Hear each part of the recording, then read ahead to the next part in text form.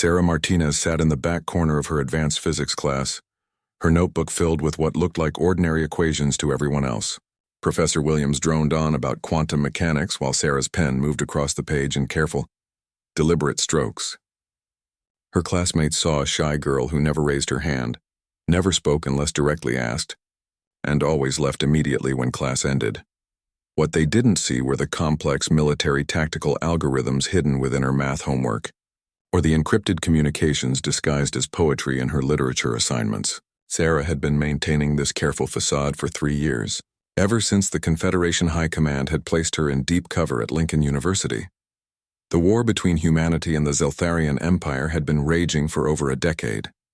Most civilians knew only what the news feeds told them, that Earth's colonies were holding their own against an alien aggressor. They didn't know how desperately outmatched humanity really was, or that their survival depended on intelligence gathered by operatives like Sarah. As Professor Williams dismissed the class, Sarah gathered her books slowly, watching her classmates file out in their usual groups. Marcus Chen, the class president, was organizing another study group. Jennifer Walsh was complaining about her upcoming presentation. Tom Bradley was trying to ask out the girl who sat 3 rows ahead. Normal college problems for normal college students. Sarah envied them sometimes. At 19, she had already seen 3 battlefields and decoded enemy transmissions that had saved thousands of lives. While her classmates worried about midterms, she carried the weight of classified information that could change the course of the war. Her phone buzzed with what appeared to be a text from her mother asking about her weekend plans. Sarah's trained eye immediately recognized the embedded code. Emergency extraction. She had 48 hours to complete her current mission before her cover would be blown forever. The mission was simple in concept, but nearly impossible in execution. For months, Sarah had been tracking Dr. Elizabeth Reeves, a professor in the university's xenobiology department. Intelligence suggested that Dr. Reeves was secretly working on a biological weapon for the Zeltharians, a virus designed specifically to target human DNA while leaving Zeltharian physiology untouched. Sarah had been slowly building a relationship with Dr. Reeves, playing the part of an interested student who might be convinced to help with advanced research. Tomorrow, she would finally gain access to Dr. Reeves's private laboratory, where the weapon was supposedly being developed. Walking across campus toward her dormitory, Sarah noticed the same blue sedan that had been parked near the library for the past 3 days. The driver appeared to be reading a newspaper, but Sarah's training told her otherwise. Someone was watching her, and it wasn't her own people. In her dorm room, Sarah began her evening routine. To any observer, she was just a studious girl doing homework. She spread her textbooks across her desk, opened her laptop to what appeared to be a social media page, and settled in for a night of studying. In reality, she was accessing a secure communication network through a hidden partition in her hard drive. Her handler's message was brief, but urgent. Zeltharian operatives had been detected on Earth. 3 confirmed agents were believed to be operating in her immediate area. The biological weapon project had been accelerated, and humanity's window for stopping it was rapidly closing. Sarah stared out her window at the quad below, where students were playing frisbee under the streetlights. They had no idea that their entire species hung in the balance, or that their survival might depend on a quiet girl who sat in the back of physics class. She opened her chemistry textbook and began reviewing the molecular structures she had memorized months ago. Not for an exam, but because tomorrow she would need to identify and potentially neutralize one of the most dangerous weapons ever created. The irony wasn't lost on her. While her classmates crammed for tests that might determine their grades, Sarah was preparing for a test that might determine whether humanity survived the next year. The blue sedan was still there when she turned off her lights at midnight. Sarah lay in her narrow dorm bed, listening to her roommate's peaceful breathing, and planned for what might be the most important day of her life. She was 19 years old, carried a 3.7 GPA, and held the unofficial record for the highest number of enemy assets neutralized by any operative under 21. Tomorrow, she would walk into Dr. Reeves's laboratory as Sarah Martinez, curious undergraduate student. She would ask questions about protein synthesis and cellular biology, while secretly photographing classified documents. She would smile and nod enthusiastically while gathering evidence of humanity's potential extinction. And if everything went according to plan, no one would ever know that the quiet girl in the back of the class had just saved their world. Dr. Elizabeth Reeves unlocked her private laboratory at exactly 7 in the morning, just as she had every day for the past 6 months. The xenobiology department was empty at this hour, which was exactly why she preferred to work early. What she didn't know was that Sarah Martinez had been watching her routine for weeks, timing her approach perfectly. Sarah knocked on the lab door at 7:30, carrying a coffee and wearing the expression of an eager undergraduate. Dr. Reeves looked surprised but pleased to see her most attentive student from the introductory xenobiology course. "Sarah, what brings you here so early?" Dr. Reeves asked, stepping aside to let her enter. "I couldn't sleep thinking about your lecture on alien protein structures," Sarah said, maintaining her persona perfectly. "I was hoping you might have time to show me some of your current research. I'm thinking about changing my major to xenobiology." Dr. Reeves smiled, clearly flattered by the attention. The laboratory was exactly what Sarah had expected. Sterile white surfaces, advanced equipment humming quietly, and several sealed containment units that definitely weren't standard university equipment. More importantly, Sarah spotted the computer terminal that would contain the data she needed. "I'd be happy to show you around," Dr. Reeves said, "though I should mention that some of my work is quite advanced. I'm currently studying Zeltharian biological samples that were recovered from recent battle sites." Sarah's pulse quickened, but she kept her expression neutral. "That sounds incredible. Are there significant differences between their biology and ours?" "Oh yes, quite dramatic differences," Dr. Reeves said, leading her toward a containment unit. "Their cellular structure is remarkably resilient. It's fascinating how their immune systems have evolved differently from ours." While Dr. Reeves spoke, Sarah's trained eye cataloged everything in the room. The containment units were definitely holding more than research samples. The computer systems were military grade, far beyond what any university should possess. Most telling of all, she spotted a communication device that she recognized as Zeltharian technology. "Dr. Reeves," Sarah said carefully, "this equipment seems quite advanced for a university lab. How did you manage to secure funding for all of this?" For just a moment, Dr. Reeves hesitated. It was the smallest pause, but Sarah's training helped her catch it. "Private grants," the professor said finally. "There are organizations very interested in understanding our enemy's biology." Sarah nodded enthusiastically, while her mind raced. Dr. Reeves wasn't just working for the Zeltharians, she was one of them. The slight delay in her response, the way she said "our enemy" instead of "the enemy," and the casual familiarity with equipment that should have been completely foreign all pointed to the same conclusion. "Could I see some of the actual samples?" Sarah asked. "I promise I'll be careful." Dr. Reeves moved toward the main containment unit and Sarah saw her opportunity. While the professor's back was turned, Sarah activated the micro camera hidden in her pen and quickly photographed the computer screens showing current project files. What she saw made her blood run cold. The files weren't about studying Zeltharian biology. They were about weaponizing human biology. Genetic sequences, viral modification protocols, and distribution methods were all clearly displayed. The biological weapon was nearly complete. "The samples are quite remarkable," Dr. Reeves was saying, but her voice seemed distant to Sarah now. "They show us exactly how to target specific genetic markers." Sarah forced herself to smile and nod, while internally calculating how many people would die if this weapon was deployed. The targeting was incredibly precise. It would affect anyone with standard human DNA while leaving Zeltharian infiltrators completely unharmed. "Dr. Reeves, this research must be worth millions to the right people," Sarah said, fishing for more information. "Oh, it's worth far more than money," the professor replied, and this time Sarah caught the slight accent that hadn't been there before. "Zeltharian vocal cords produced certain sounds differently than humans." Dr. Reeves was dropping her disguise, probably because she thought she was talking to a harmless student. Sarah realized she was in immediate danger. If Dr. Reeves suspected anything, she wouldn't hesitate to eliminate a potential threat. Sarah needed to extract the data and get out, but the computer terminal required a password she didn't have. "I should probably head to my morning class," Sarah said, backing toward the door. "Thank you so much for showing me around."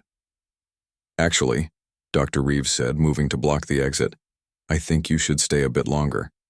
I'm curious about why a physics major is suddenly so interested in xenobiology." Sarah's cover was blown. Dr. Reeves wasn't just suspicious, she was certain. The Zeltharian's posture had shifted from friendly professor to predatory alien, and Sarah knew she had seconds before the situation turned deadly. "I don't know what you mean," Sarah said, still maintaining her innocent student act even as she prepared for combat. "I think you know exactly what I mean," Dr. Reeves replied, reaching for something Sarah couldn't see. "Did you really think we wouldn't notice a Confederation operative on our doorstep?" Sarah's hand moved to the concealed weapon in her backpack, but Dr. Reeves was faster. The alien professor activated an emergency lockdown, sealing the laboratory and triggering an alert that would bring reinforcements within minutes. The quiet girl from physics class was about to become very loud indeed. The laboratory's emergency lights bathed everything in red as Sarah dropped her student persona completely. Her backpack hit the floor and she rolled behind a lab bench just as Dr. Reeves fired some kind of energy weapon that left a smoking hole in the wall where Sarah's head had been moments before. "Impressive reflexes for a physics student," Dr. Reeves called out, her voice now carrying the distinctive multitonal quality of Zeltharian speech. "But you're trapped in here with me." Sarah pulled out her sidearm and quickly assessed her situation. The laboratory was in emergency lockdown, which meant reinforced barriers on all exits and no communication with the outside world. She had maybe 5 minutes before more Zeltharian operatives arrived, and she still needed to destroy the biological weapon data. "You know," Sarah said, firing a shot that shattered equipment near Dr. Reeves's position, "I was really looking forward to your xenobiology final exam." She used the moment of distraction to move closer to the main computer terminal. The screen was still displaying the weapon specifications, and Sarah could see exactly how close the Zeltharians were to completing their genocidal project. 3 more days of work? Maybe 4, and they would have a virus capable of wiping out humanity within months. Dr. Reeves fired again, the energy blast superheating the air near Sarah's shoulder.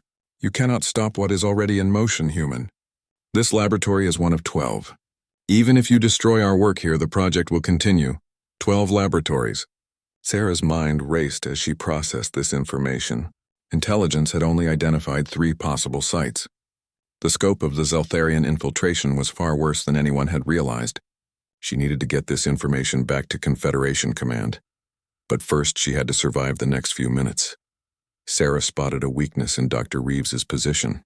The alien was using the containment units for cover, but those same units contained volatile biological samples. Sarah adjusted her aim and fired at the containment seal of the unit closest to Dr. Reeves. The effect was immediate and dramatic. Alarms screamed as biological containment was breached, and Dr. Reeves had to abandon her position as emergency decontamination protocols activated.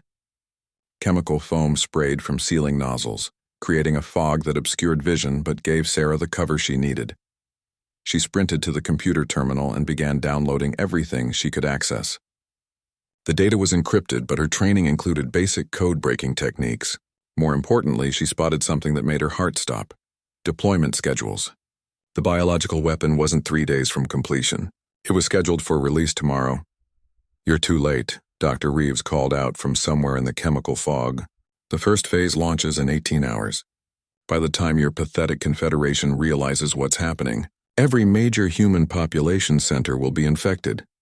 Sarah's fingers flew across the keyboard as she copied the deployment data to her encrypted storage device. 18 hours meant the weapon was already in position. The other 11 laboratories weren't still developing it. They were preparing to deploy it. An energy blast came dangerously close to the computer, and Sarah realized Dr. Reeves had tracked her position. She grabbed her storage device and dove away just as the terminal exploded in a shower of sparks and melted plastic. The chemical foam was beginning to dissipate, and Sarah could see Dr. Reeves moving toward her with what looked like a much larger weapon. Time was running out, and she still hadn't found a way to destroy the laboratory's research. Then she noticed the building's sprinkler system. The emergency protocols had activated everything except the water suppression, probably because chemical contamination required different treatment. But Sarah had studied the university's building schematics as part of her cover preparation. She knew exactly where the manual override was located. "Dr. Reeves," Sarah called out, "or whatever your real name is, you made one mistake." "And what might that be, little spy?" Sarah shot out the manual override panel and yanked the emergency lever. "You assumed I came here alone. Water cascaded from every sprinkler head in the laboratory. But this wasn't ordinary water. Sarah's extraction team had been monitoring her mission, and they had introduced a special additive to the building's water supply, a compound that would react violently with Zeltharian technology. Sparks flew from every piece of equipment in the room as the treated water hit alien technology. Dr. Reeves screamed in a frequency that hurt Sarah's ears as the water made contact with her concealed biomodifications. The Zeltharian infiltrator wasn't entirely biological after all. The laboratory systems began shutting down one by one as the water destroyed delicate equipment. Computer servers sparked and died, containment units cracked and leaked, and the communication array that had been hidden behind a false wall began smoking as its circuits fried. Sarah used the chaos to reach the emergency exit, which had unlocked when the building's systems failed. Dr. Reeves was writhing on the floor, her human disguise flickering as damaged technology revealed patches of alien skin underneath. "This changes nothing," Dr. Reeves gasped. 11 laboratories remain. Deployment continues. Your species will fall. Maybe, Sarah said, pausing at the exit. But now we know where to look. She disappeared into the university hallway, leaving behind a destroyed laboratory and a dying Zeltharian operative.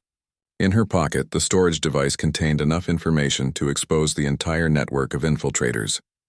The question was whether 18 hours would be enough time to stop a coordinated attack on every major human population center. As she walked calmly toward her dormitory, Sarah looked like any other college student heading back from an early morning study session. Nobody noticed the scorch marks on her jacket or the slight limp from her injured shoulder. The quiet girl from physics class had just struck the first blow in what would become the most important counterattack in human history.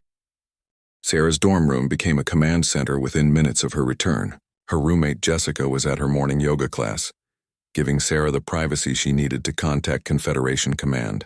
The innocent-looking laptop transformed into a military-grade communication hub as Sarah activated hidden programs and established encrypted connections. Admiral Chen's face appeared on the screen, his expression grim even before Sarah began her report. "Agent Martinez, we've detected massive energy signatures from your location. Report status. Mission compromised but successful," Sarah said, uploading the stolen data as she spoke. "Dr. Reeves was confirmed Zeltharian operative. Laboratory destroyed, but Admiral, we have a bigger problem. 12 facilities total. Deployment scheduled for 18 hours from now." Admiral Chen's face went pale as the data streamed across his screen. "My God, population centers.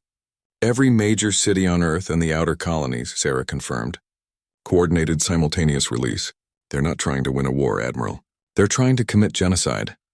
The Admiral was already turning to speak with someone off-screen when the building's fire alarms began blaring. Sarah looked out her window and saw students evacuating the dormitory in orderly lines. More concerning were the 3 black vehicles that had surrounded the building, and the figures in military gear moving toward the entrances. "Admiral, I have company," Sarah said, beginning to pack her emergency kit. "Zeltharian cleanup crew, probably sent when Dr. Reeves missed her check-in." "Negative, Agent Martinez. Stay put and maintain communication. We're scrambling extraction teams to your location."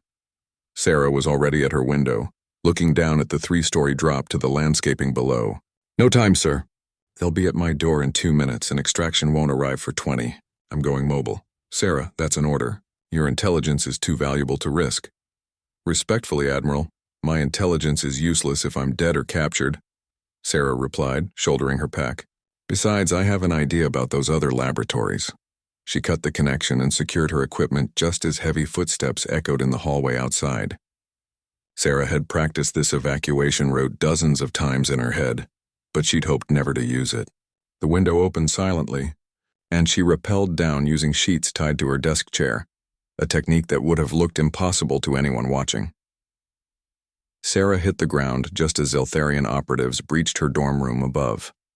She could hear furniture being overturned and equipment being destroyed as they searched for her and any intelligence she might have left behind.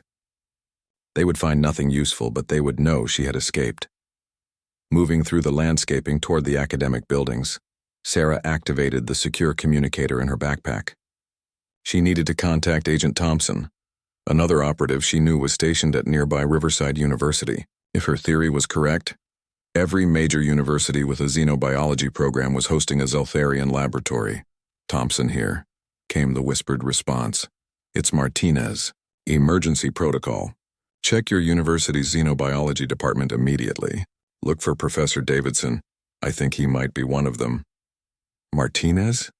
You're supposed to be in deep cover. What's happening?" "Cover's blown. The biological weapon is real, and it deploys in 17 hours. I need you to confirm whether Davidson has access to military-grade equipment in his laboratory." Sarah could hear Thompson moving as they spoke. "I'm heading to the science building now."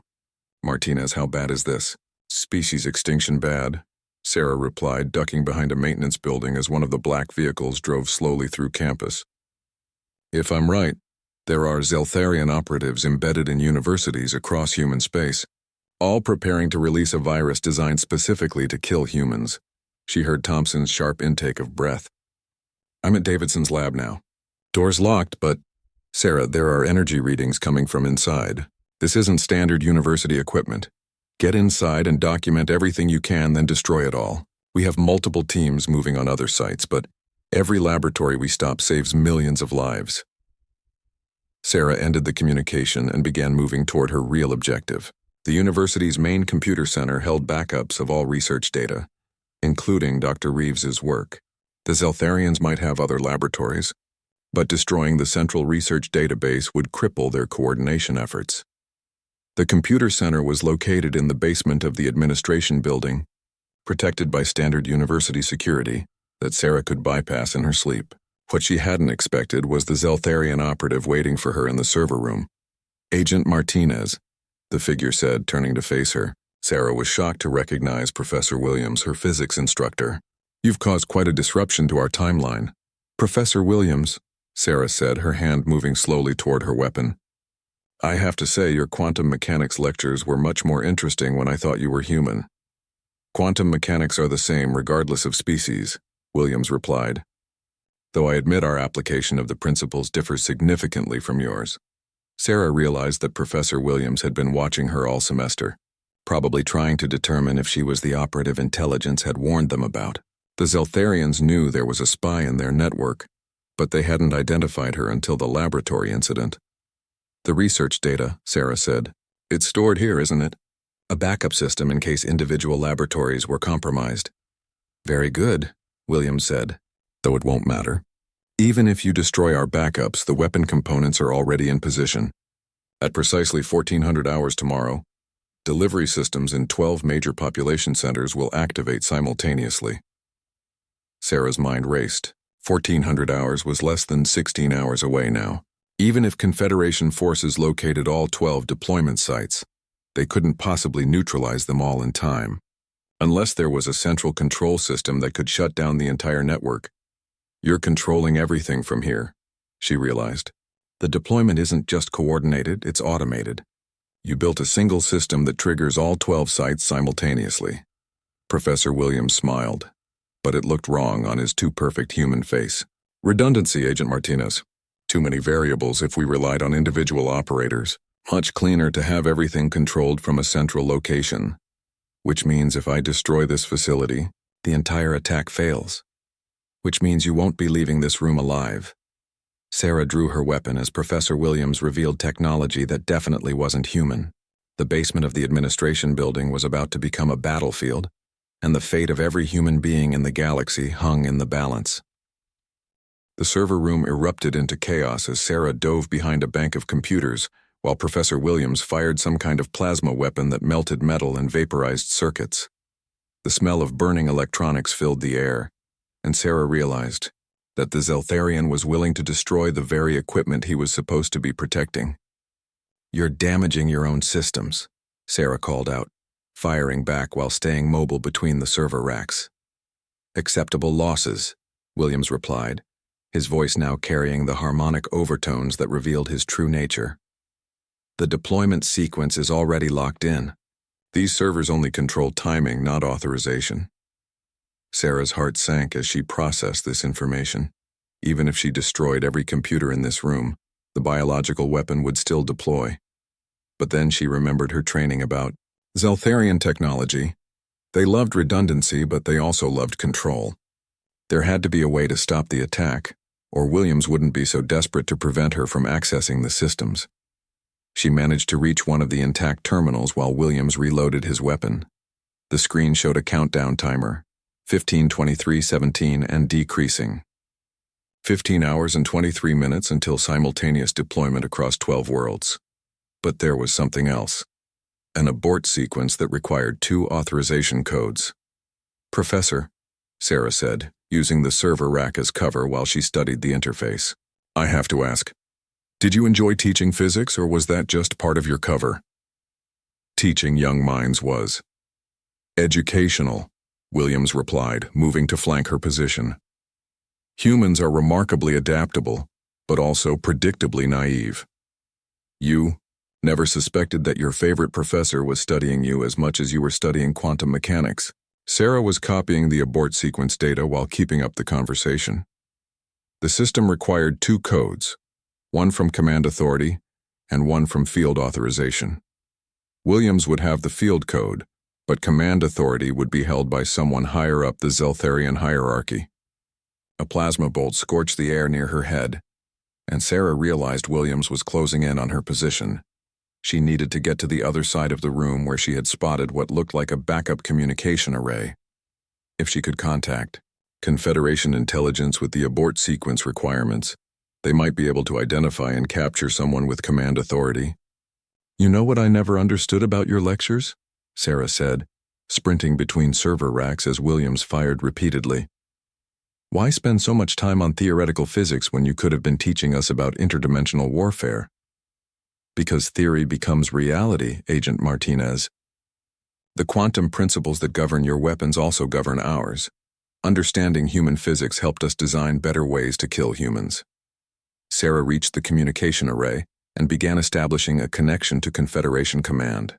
The equipment was more sophisticated than standard university hardware, confirming that this facility was indeed a major Zeltharian operational center. But the connection was taking too long and Williams was getting closer. Then she had a desperate idea. Instead of trying to escape or destroy the facility, what if she could turn the Zeltharians' own redundancy against them? The abort sequence required 2 codes, but Sarah had noticed something about the system architecture. It was designed to be fail-safe, which meant it would default to abort if it detected certain types of system compromise. "Williams," she called out, "I need to tell you something about quantum mechanics that you might have missed." "I doubt that very much. Quantum states are probabilistic until observed," Sarah said, frantically working at the terminal. "But observation changes the system being observed." She uploaded a virus into the central control system, not to destroy it, but to create quantum uncertainty in the deployment authorization. The system would interpret the virus as an observation event, which would collapse the probability wave function in a way that triggered the fail-safe protocols. "What are you doing?" Williams demanded, his voice carrying a note of panic. "I'm observing your system," Sarah replied, watching as the countdown timer began to flicker. "And according to quantum mechanics, observation changes everything." The virus propagated through the network faster than Williams could stop it. The countdown timer went from 15:19:42 to error to abort sequence initiated. Alarms began blaring throughout the facility as the system registered a critical compromise. "Impossible," Williams snarled. "The deployment cannot be stopped without proper authorization codes." "That's the beautiful thing about quantum mechanics," Sarah said, backing toward the emergency exit as the facility's security systems activated. "Sometimes the universe gives you exactly what you need, exactly when you need it." Williams fired wildly as the room filled with automated suppression foam, but Sarah was already through the emergency door. Behind her, she could hear the Zeltharian operative screaming in frustration as his carefully planned genocide unraveled. Due to the very physics principles he had spent months teaching to human students, Sarah emerged from the basement into chaos. Campus security was evacuating the administration building, apparently responding to the alarms from below.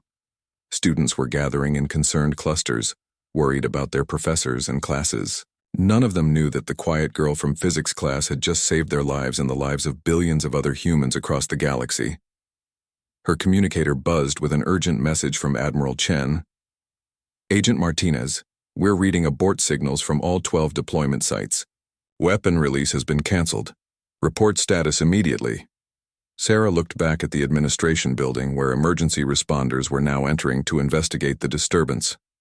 Professor Williams was probably already escaping through whatever backup routes the Zeltharians had prepared, but his mission had failed completely. Mission accomplished, Admiral, Sarah replied. But we're going to need a new physics teacher. The countdown had stopped with 14 hours and 17 minutes remaining. Across 12 worlds, deployment systems that would have released genocide in a bottle powered down safely. The Zeltharian infiltration network was exposed, their carefully planned attack had failed, and humanity would survive to fight another day, all because a quiet girl in the back of physics class had paid attention to her quantum mechanics lectures. 3 days after the failed biological attack, Sarah sat in the same physics classroom where it all began. The university had announced that Professor Williams had suffered a family emergency and would be replaced for the remainder of the semester. Students complained about the disruption to their schedules, completely unaware that their former professor had been planning to kill them all. Dr. Sarah Kim, the replacement instructor, was actually Commander Sarah Kim of Confederation Intelligence, though only Sarah Martinez knew her true identity. The new professor was wrapping up her first lecture on quantum entanglement when she noticed the quiet girl in the back corner raising her hand for the first time all semester. Yes, Sarah? Dr. Kim asked. I was wondering, Sarah said carefully, about the practical applications of quantum entanglement in long-distance communication systems. It was a coded question. Sarah wanted to know about the aftermath of their operation and what Confederation intelligence had learned from the captured Zeltharian networks. Dr. Kim understood immediately. That's an excellent question, Dr. Kim replied. Quantum entanglement allows for instantaneous communication across vast distances, but it requires very specific conditions to maintain stability. Recent experiments have shown that when those conditions are disrupted, the entire network collapses simultaneously. The entire Zeltharian infiltration network had indeed collapsed. Within hours of the abort signal, Confederation forces had located and captured operatives on 11 worlds. Only Professor Williams had managed to escape, vanishing from campus before security could locate him. But his escape hardly mattered. The intelligence gathered from captured agents had revealed the scope of Zeltharian infiltration efforts and allowed humanity to identify dozens of other ongoing operations. After class, Sarah walked across campus toward her dormitory, noticing how different everything looked now that her cover assignment was complete. Students were preparing for final exams, planning summer internships, and arguing about whose turn it was to buy coffee for study groups. Normal college problems had returned to normal college students. Her phone buzzed with a message from Admiral Chen. New assignment available. Deep cover operation. Estimated duration 18 months. University of New Geneva. Xenoarchaeology Department. Interested. Sarah looked around at the campus that had been her home for 3 years. She had friends here. Well, people who thought they were her friends. Jennifer Walsh had invited her to a graduation party. Marcus Chen was organizing a summer study abroad program and had asked if Sarah wanted to join. Tom Bradley had finally worked up the courage to ask her out, apparently deciding that quiet girls were more interesting than he had originally thought. For a moment, Sarah allowed herself to imagine what it would be like to be a real student, to worry about grades instead of galactic security, to choose a major based on personal interest instead of mission requirements, to date someone without wondering if they might be an enemy operative in disguise. But then she thought about the countdown timer that had stopped at 14 hours and 17 minutes. She thought about the billions of people who were alive today because someone had been watching Professor Williams. She thought about all the other Professor Williams out there planning other attacks, developing other weapons, preparing other genocides. Sarah typed her reply, accepted. When do I start? Her roommate Jessica was packing for summer break when Sarah returned to their dorm room. I can't believe the semester is over already, Jessica said. Are you excited about going home for the summer? Actually, Sarah said, beginning to pack her own belongings. I've decided to transfer to a different university, better xenoarchaeology program, Xenoarchaeology. I thought you were a physics major. I was, but I discovered I'm more interested in studying ancient alien civilizations than modern quantum mechanics. Jessica shrugged. College students changed majors all the time. Well, I'll miss having you as a roommate. You were so quiet and studious, the perfect study partner. Sarah smiled. Thanks, Jess, that means a lot. 2 days later, Sarah Martinez officially withdrew from Lincoln University. Her academic record showed a quiet, studious physics major with a 3.7 GPA who had never caused any trouble or attracted any attention. Her professors would remember her as a dedicated student who always sat in the back and rarely spoke unless called upon. None of them would ever know that the quiet girl in physics class had saved their world. Sarah's new identity was already being prepared. Dr. Elena Vasquez, transfer student from Earth Central University, interested in xenoarchaeological research and ancient alien technologies. She would be quiet and studious, sitting in the back of her new classes, taking careful notes that looked like ordinary homework, but contained military intelligence. On the transport to New Geneva, Sarah reviewed her mission briefing. The xenoarchaeology department had recently acquired artifacts from a newly discovered Zeltharian dig site. Intelligence suspected that these weren't random archaeological finds, but rather components of some ancient weapon system that the Zeltharians were trying to reconstruct. Sarah looked out the viewport at the stars streaming past and wondered if there would ever be a time when humanity didn't need people like her. A time when the galaxy was safe enough that quiet girls could just be quiet girls, studying what they wanted to study and living ordinary lives. But until that day came, someone needed to watch the watchers. Someone needed to sit in the back of the class and pay attention to more than just the lectures. Someone needed to be ready when the countdown started, whether it measured hours until genocide or centuries until ancient weapons were reconstructed.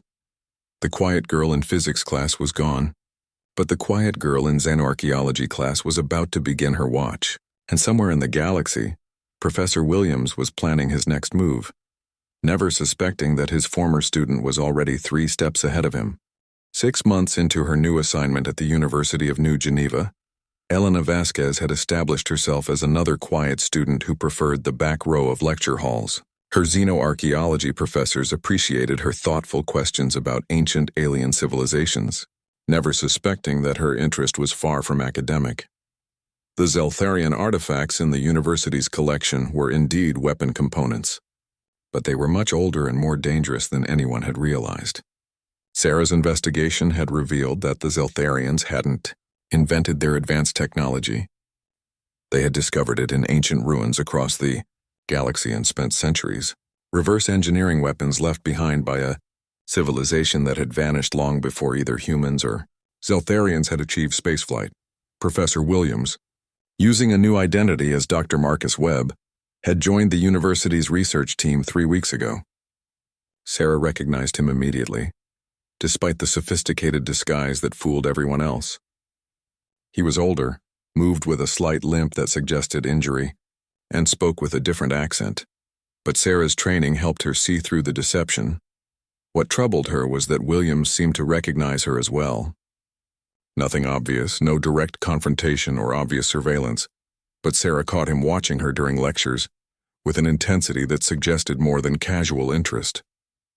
The question was whether he suspected Elena Vasquez was Sarah Martinez, or whether he simply recognized that another operative was in play.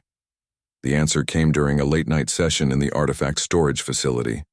Sarah was photographing recently acquired weapon components when she heard footsteps in the corridor outside. She quickly shut down her equipment and hid behind storage containers as someone entered the room. "I know you're in here, Agent Martinez," Williams called out softly. "Or should I call you Agent Vasquez now?" Sarah remained silent, calculating distances to exits and weapon locations.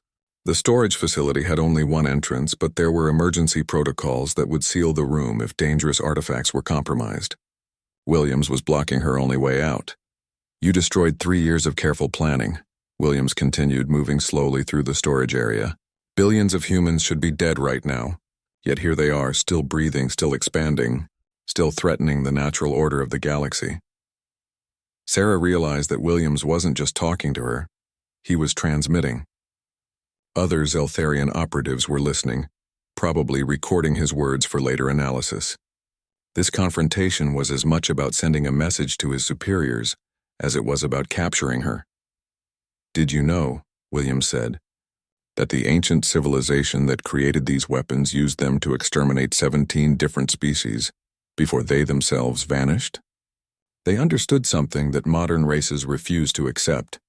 The galaxy has limited resources, and some species simply don't deserve to survive."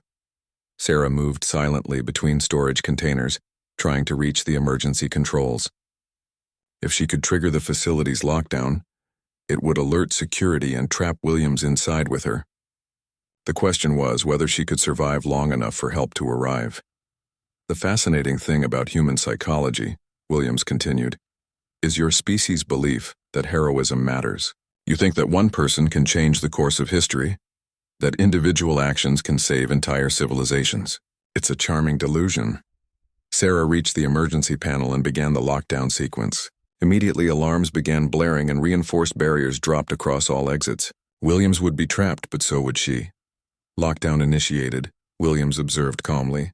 "Very good, Agent Martinez. Though I should mention that I've already transmitted the locations of all remaining Confederation operatives to my colleagues. Your sacrifice will save exactly no one." Sarah emerged from behind the storage containers, her weapon drawn. "Maybe not," she said, "but it will keep you from activating whatever ancient weapon you came here to steal." Williams smiled, pulling out a device that definitely wasn't university equipment. "Actually, I came here to activate it, not steal it. These artifacts aren't individual weapons, Agent Martinez. They're components of a single massive system that spans multiple worlds. The ancient civilization built a galaxy-wide extermination network, and the Zeltharians have spent centuries learning how to use it." Sarah's blood went cold as she realized the implications. The artifacts weren't just weapons. They were nodes in a network that could destroy all life across multiple star systems simultaneously. Every university, every research facility, every archaeological dig that had recovered similar artifacts was actually assembling pieces of the most dangerous weapon ever created. "The beautiful irony," Williams said, activating his device, "is that humans have been helping us reconstruct the network without even realizing it. Every artifact you've studied, cataloged, and preserved has brought us closer to activating a system designed to cleanse the galaxy of inferior species." Lights began pulsing from the artifacts around the storage facility as Williams's device synchronized with the ancient technology. Sarah could feel something changing in the air, an energy building that made her skin crawl with dread. 27 worlds, Williams said. "That's how many artifacts we've placed in universities across human space. In approximately 10 minutes, they will activate simultaneously and sterilize every planet in a sphere encompassing both human and Zeltharian territories. You're destroying your own worlds, too," Sarah realized. "Acceptable losses," Williams replied. "The surviving Zeltharian colonies are outside the activation zone. When the network finishes its work, we will inherit a galaxy cleansed of humans and weak Zeltharians alike. Only the strong will remain." Sarah looked at the pulsing artifacts and made a decision that would either save the galaxy or doom it. Instead of trying to stop the network, she was going to overload it. The ancient civilization had built fail-safes into their weapons, but they had also built them to respond to certain quantum signatures that Sarah had learned about during her physics training. She pulled out her own equipment and began uploading the same quantum uncertainty virus she had used to stop the biological weapon. But this time, instead of creating a simple abort signal, she was going to make the network observe itself. A quantum paradox that would either shut down the entire system or destroy it completely. "Interesting approach," Williams observed, "though I should point out that if you're wrong, you'll trigger the network immediately instead of stopping it.